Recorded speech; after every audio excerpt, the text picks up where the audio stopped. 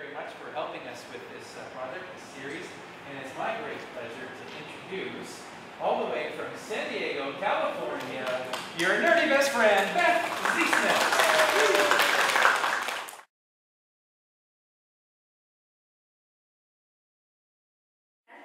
But who first coined the word nerd? The winner is 82% of you chose the Fonz, and the answer is Dr.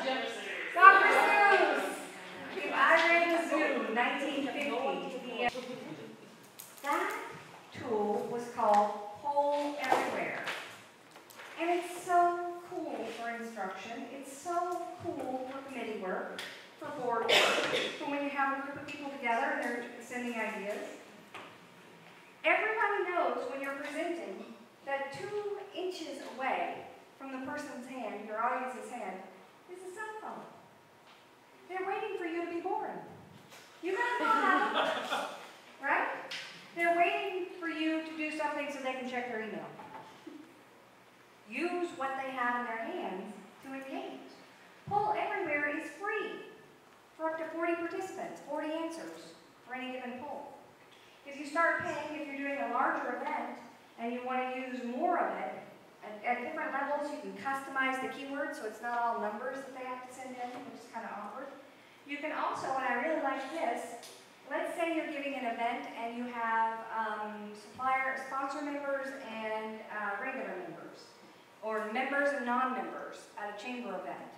You could have them be on different teams to see if they give different answers for the same question.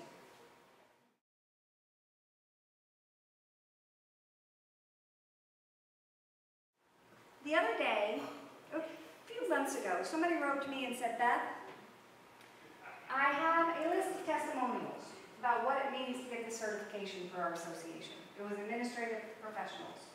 She said, I have all these people who wrote about what it means to get their certification. And I want to put it together in a program. And this is a wonderful thing, but I don't want to list it just, have a page of testimonials. And I said, here's what I would do. I would take each testimonial and put it on one page of a PowerPoint, one slide, and I would change the slide shape from the long to the square, because I think square just looks cute, right? Just change it a little bit so it doesn't look like a PowerPoint.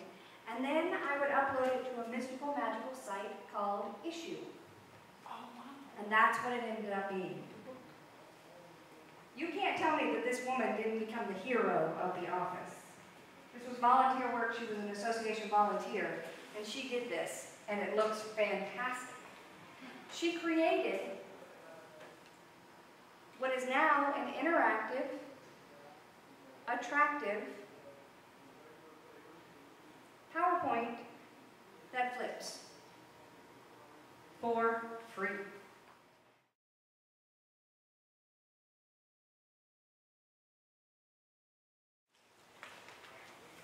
I do a whole session on newsletters, so I'm not going to spend a lot of time on this, but let me tell you the benefits of some of the different kinds of newsletters that are out there. I use MailChimp. MailChimp, what these services do is allow you to send out email blasts and allow people to subscribe and unsubscribe. It acts kind of as a CRM, a customer relationship management, because it keeps all of your data in one place and keeps all your people there, and you can see the activity and you can see who's being active and things. It's really essential. If you're still using the BCC field to send out emails, you really need to go to something like this. MailChimp lets you have 2,000 people on your mailing list for free. And send out emails to up to 2,000 people for free. As many times as you want them up, which would annoy them a lot, probably, if you did a lot. I have a newsletter called Nerd Words. Does anybody get Nerd Words? You get it? It doesn't suck.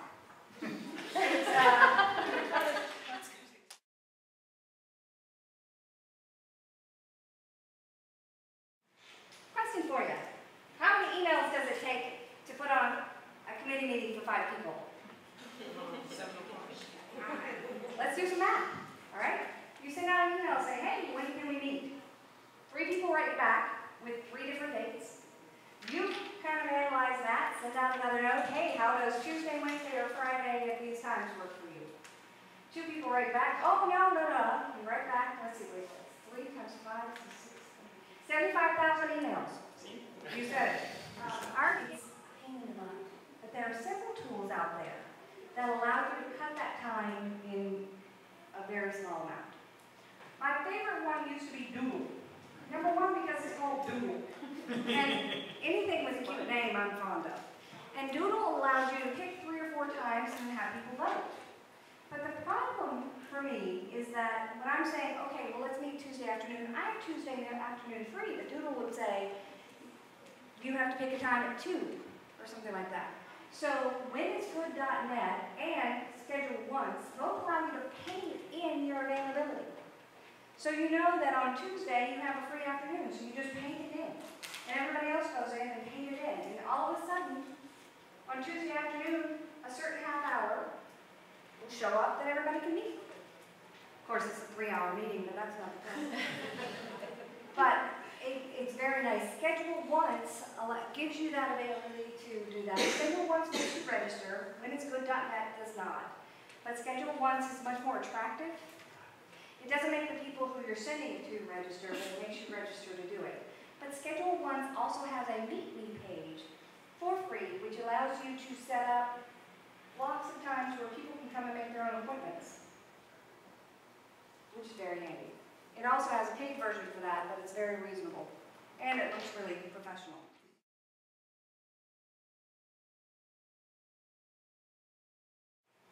Somebody wrote me the other day, and I love this. They said they collect applications for scholarships.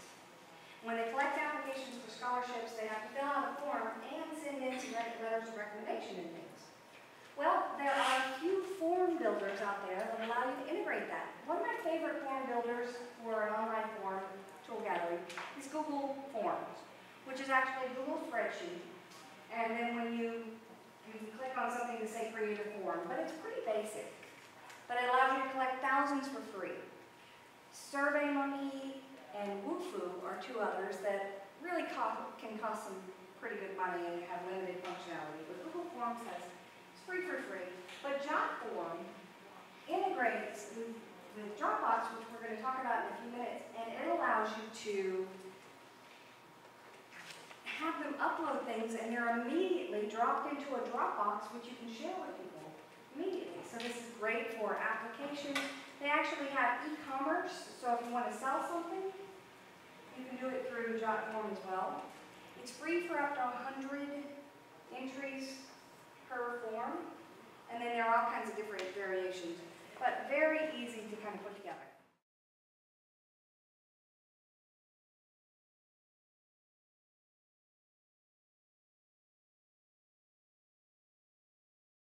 Thank you very much for helping us with this project, this series, and it's my great pleasure to introduce, all the way from San Diego, California, your nerdy best friend, Beth Z Organize.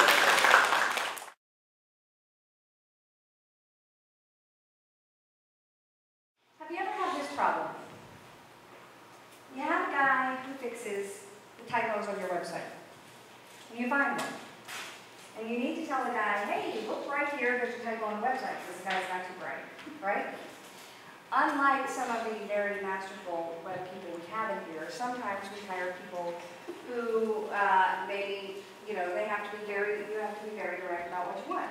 So you need to tell the guy, the typo's right here. So you want to take a screen print of what you see to tell him. So you hit what I call the print screen button. It's print screen, but it's abbreviated. So you hit print screen, and you come over here to Microsoft Word, and you paste it. And then you try to draw an arrow. When you draw the arrow, it kind of bumps the other graphics, and things start to move around. It's a pain in the butt, and you get very angry. But you save it as a document. Then you go over to email, and you say, please fix the typo on this page. Here you go. And you attach that email to the document, or attach that document to the email, and hit the send button. I'm going to solve that. Todd, tell me how you use Jing. Jing has changed my life, Beth. I did not pay him to say that. How has Jing changed your life? Well, you know, there's lots of fun graphics that you might see on various sites that are free, and I can say, oh wow, I can really use that graphic of this beautiful beach shot to, you know, in a publication that I'll use to attract business. So I just go and capture it, grab that image, and it's really easy, as you say. It drops in, and then I can put it. Oh, I know what I use it in PowerPoints a lot. So I capture images and drop them into PowerPoint.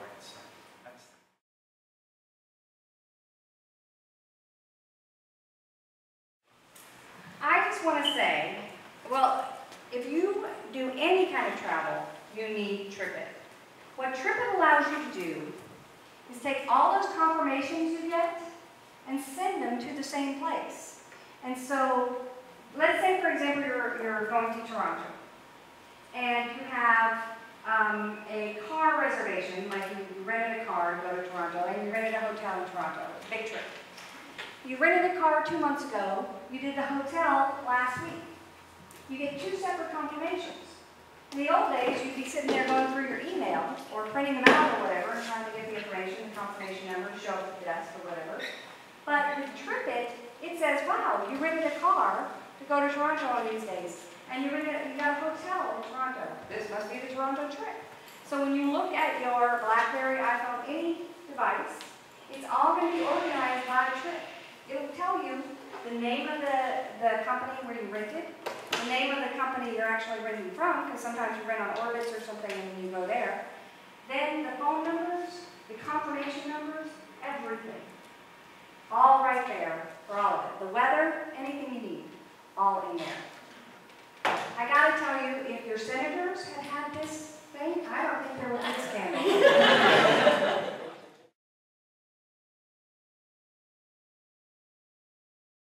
You guys are involved with the chamber. What does the chamber do? The chamber exchanges business cards. How many of you have a pile of business cards that you're supposed to do something with? Here's a quick way to do it. Card Munch is hooked up with LinkedIn. You snap pictures. I think this is Android and iPhone. You snap pictures with Card Munch, and somebody verifies the information for you, and then can help you link up on LinkedIn immediately. So you can go through that whole list in no time at all, rather than having to just have them sit there and look at you when you're supposed to do something with them.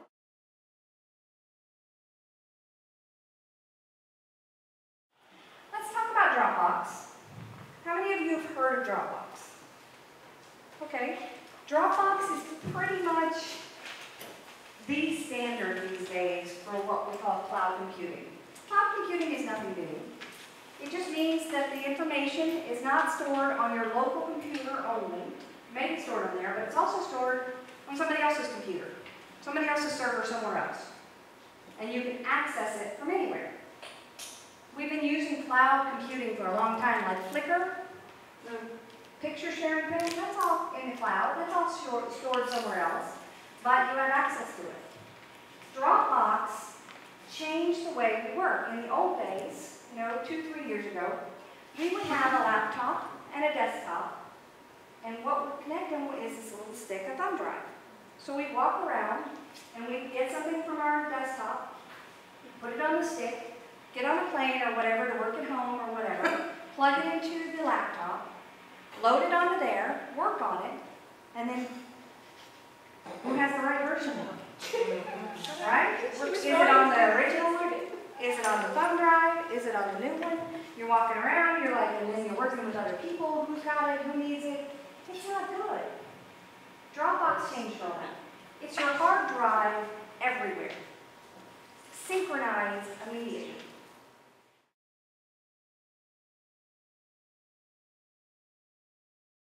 First, let me tell you what Evernote is. The folder that's on your desk that has scraps of paper, paper clips, notes, everything for a big project. That's what Evernote is everywhere. Evernote is a note-taking tool. You can take a picture of the handwritten notes you have, and it will use what they call OCR, optical character recognition, and make that searchable inside the Dropbox. So you could search for the word Jane and this would come up. Your notes would come up with another handwritten. Pictures, snippets from the website, emails, documents, anything can be stored in what they call journals, notebooks, and then you can access them. They can be tagged, they can go across journals and things like that.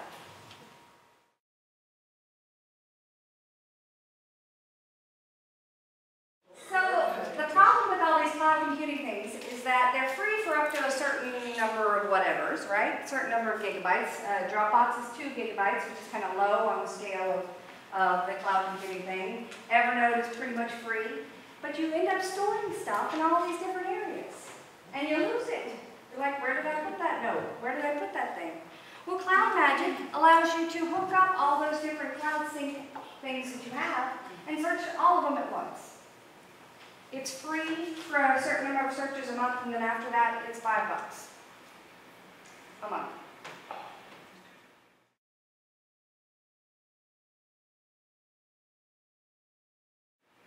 A quiz. This pops up in your computer. You have an update. What do? I lost my little clicker, doesn't it? Do you A, install now, B, never install, or C, remind me later? You guys are remind me later people. I've been with you all morning. If you are reminding yourself later, you are missing out on a wonderful thing that Adobe has done. Regular old Adobe Reader now lets you sign. How do you sign a PDF? Well, you print it out, you sign it, and you scan it back in, right? No. It's all embedded now.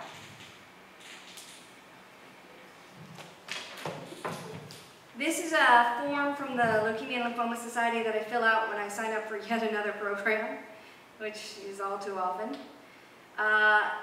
So you can click the sign button, and I've already loaded my signature and everything in here, so I can click place signature. You see it? And I click, and it's signed. And I can add text, and I can add a check mark, I can place initials. All these things easily. Now here's a hint. Don't click sign, proceed to send, because it takes you through its system and it doesn't have to be that hard. Just save it, it'll save it as whatever - sign. Save it and send it out. That's just a little extra hint, because otherwise they make you register and they do some stuff. But it also allows you, with EchoSign, you get 5 free signatures coming in a month. So if you have somebody who needs to sign something, you can send them out something and have them return it through there.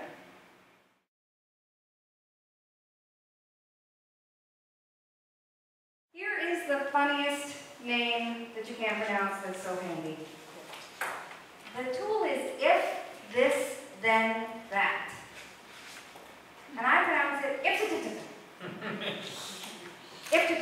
And if-ta-ta-ta is very handy. I call it a multi-application automator. If it's going to rain tomorrow, text me in the morning. If somebody does the hashtag that our chamber uses, save that picture into Dropbox. If the Red Sox lose, don't tell me. If this, then that. It used to be that when I created, because I do little jings all the time of little videos of tools, and do demos. And it used to be I would create one of those, save it, go to YouTube, upload it, put all my information in, save it, get the embed code, go to my web, create a post, embed it, save it, get that code, go to Facebook, place it, save it, and then go over to Twitter and paste what I just did with Facebook, right? No, not anymore. Now I use Snagit, which automatically uploads to YouTube. So once I press the button, it'll automatically upload to YouTube. In YouTube, all I have to do is mark it as a favorite. That's my if it's marked as a favorite, then create a blog post. So it automatically creates a blog post. When a blog post is created, if a blog post is created, then post it on Facebook. If something is posted on Facebook, then post it on Twitter. So I don't do all of that anymore. I do the one thing. And the rest of it bounces all off and does itself.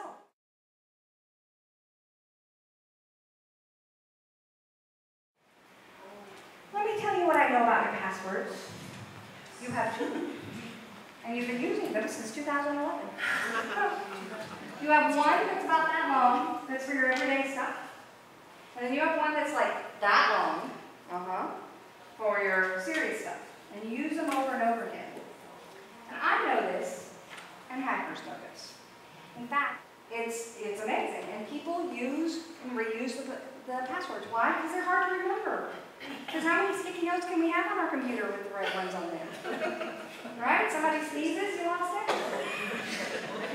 So LastPass is one of the things that solves that problem. What LastPass allows you to do is create one master password, and then it sweeps your computer, and every single username and password combination that you have will be loaded in there.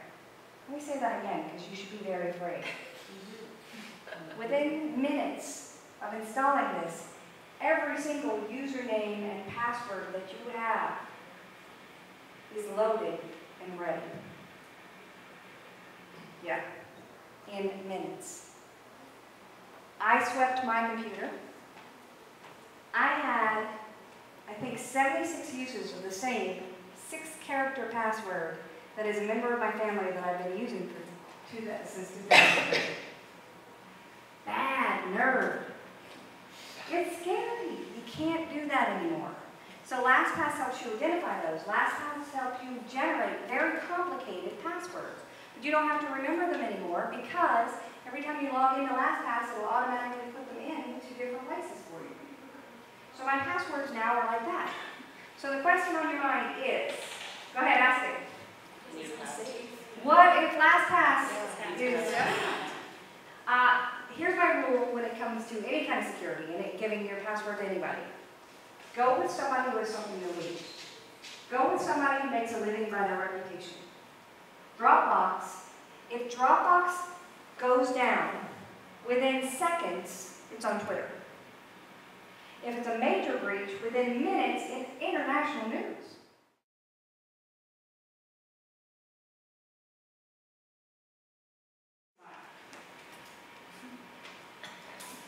So what Bump is way back in the day, it was made for a very cool thing where you would go to a conference, and you would have Bump on your phone, somebody else would have Bump on his or her phone, and you would bump your phones together and you would transfer information. And that was really cool, right? Bump. And so I dutifully loaded Bump on my phone and went to conferences and walked around and asked people to bump me, and it didn't go well. Because it wasn't a very popular app, like nobody was using it. So I was walking around trying to, hey, what? It didn't happen. You know, my husband was quite embarrassed too. So I didn't think much about the app Bump. And then maybe 6 months ago, I heard about something else that they're doing, and it's just insane. So now, what Bump allows you to do is this. Have you ever walked into someone's office and said, hey, let's look at that document. Oh, wait, I don't have it. Oh, wait, I have it on my phone. Let me email it to you, and you can pull it up on your computer, and we can look at it together, right? Because technology is so wonderful. Well, now technology is even more wonderful. It's even easier. Take your phone, bump it to your computer, and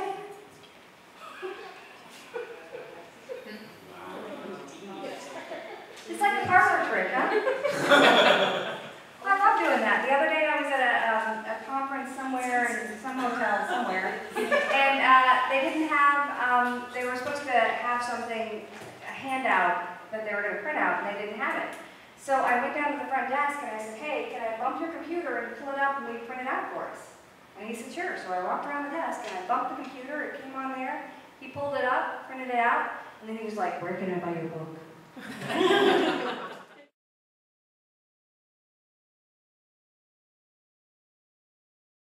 Brand yourself is kind of similar to Google Alerts in that it monitors what's going on with your name out there.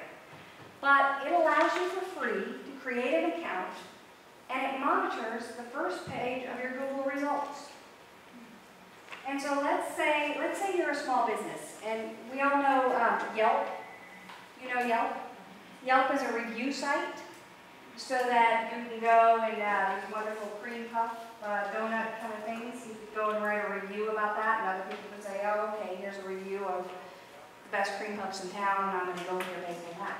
But sometimes Yelp has been used for to really slam people. And some people have a real big problem with their small business getting bad reviews on Yelp. But you can work with Brand Yourself to help find and identify the good links about you and decrease the bad links about you. So if you have someone who's looking for a job and has had, you know, maybe his name is the same name as somebody who's been arrested. That happens sometimes. You know, so that when somebody Googles you as a potential person, a potential employee, you know, a serial killer comes up. Doesn't happen to Beth Z as often. I really hope it doesn't. There are only two in the history of the world, Elizabeth Z's. But it could happen if your name is, you know, John Marcus or something.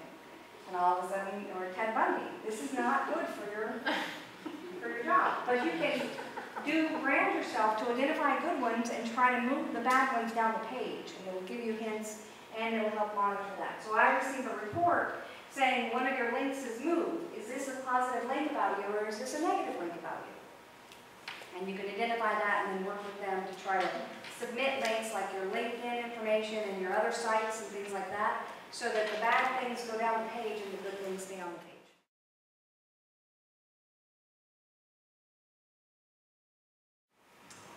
Let me talk about a quick resume and portfolio site that I really like. It's called Review. We all know that infographics are king, right? Everybody loves an infographic these days where information is presented graphically rather than in written form. And Review lets you do an infographic with your LinkedIn information and other information. So here is one representation, 44 years old, 6 marathons, 2 books, my master's degree, and this is very basic. Now this is in the inside of mine, and I'm logged in. So if I wanted to, I could have, if you were an employer visiting, it wouldn't have all the extra information to change it. But you can do all kinds of fun things with the design. And it's just a very interesting way to present yourself. If you are a wedding photographer or have a portfolio of things, you can add things to this kind of site rather than just having a regular site and have that expertise show, have those statistics show, and make your resume into more of an infographic than just a regular standard resume.